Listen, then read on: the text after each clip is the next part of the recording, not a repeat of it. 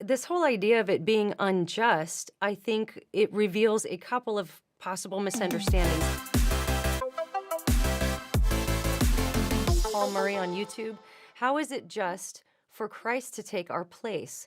An atheist friend sees this as being incredibly unjust, especially given God is supposedly or is supposed to be perfectly just. Well, Paul unpacks this clearly in Romans 3:26 when he says, "So as to be just and the justifier, the one who has faith in Jesus, Christ died for our sins." Christ wasn't forced to the cross. Christ voluntarily went to the cross. And this, I want to hear your insights on this, Elisa, because this goes right to the denial of the atonement. These people are trying to say, oh, it's unjust for God to punish Jesus in our place. Not if Jesus takes our punishment on himself. A story I often tell when I go to a college campus is the story of Michael Monsoor, the United States Navy SEAL, who was on a roof in Ramadi on September 29th, 2006, and he had two Navy SEALs lying in the sniper prone position next to him when an insurgent threw a grenade up on the roof and it hit Monsoor in the chest and it fell to his feet. He had only a split second to make a decision. There was a doorway behind him that he could have leapt through and saved himself. But instead of that, he yelled grenade, and then he dove on the grenade that was right next to his two teammates. It detonated.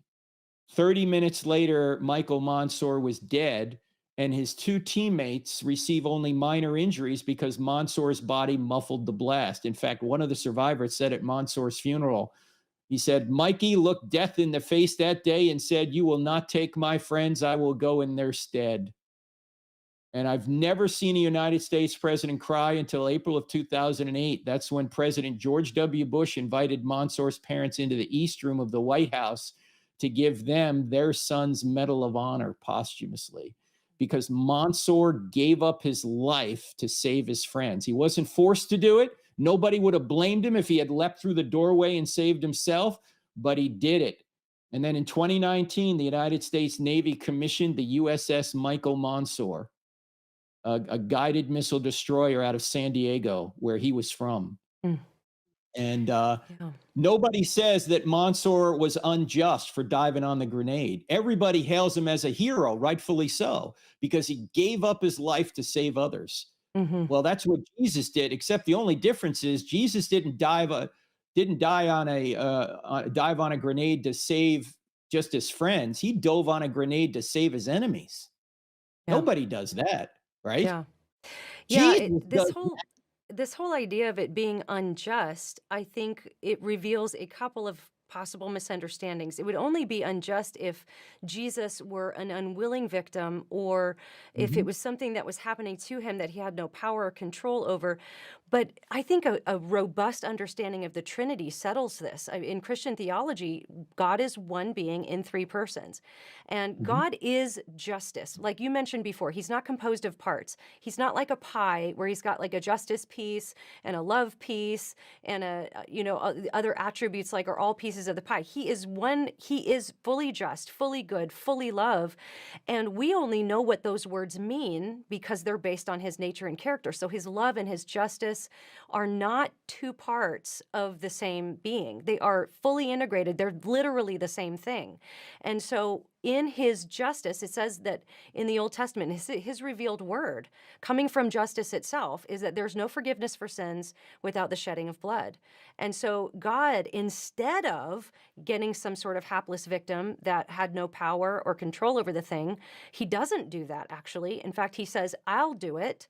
And then we have the incarnation, God in flesh, Jesus living that life that none of us could have lived, that sinless life, and then taking our sins upon himself. And he himself said that's what he was doing in the upper room the Mm. night before he was betrayed in Luke 22. We have that famous scene we all remember where he institutes communion with the bread and the wine, but later that night, he refers to Isaiah 53.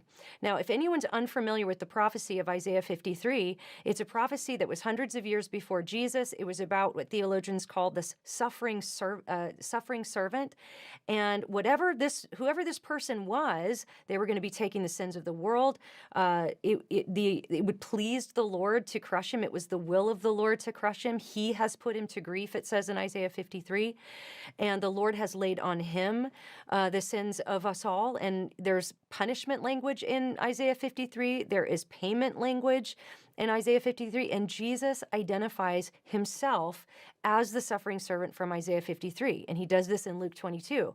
And so when I think about this whole claim that it's unjust for Jesus to stand in our place, it's really the only just option, unless you take the wrath of God for yourself. That would be just.